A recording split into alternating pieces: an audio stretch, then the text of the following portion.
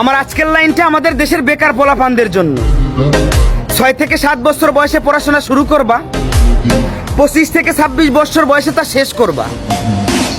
এবার মা বাবার কাছে পর্যাপ্ত পরিমাণ টাকা না থাকায়, অফিসে মামা খালু না থাকায় বছরের পর বছর ঘুরেও চাকরি মিলতেছে না।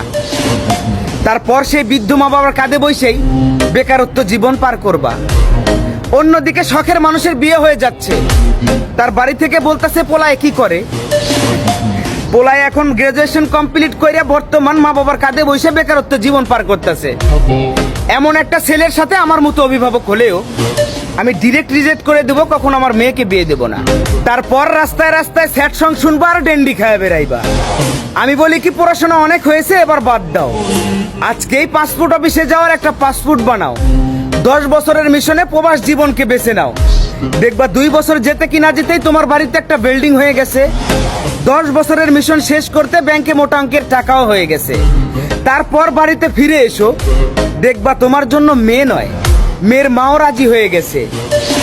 কথাটা মাথায় রেখো।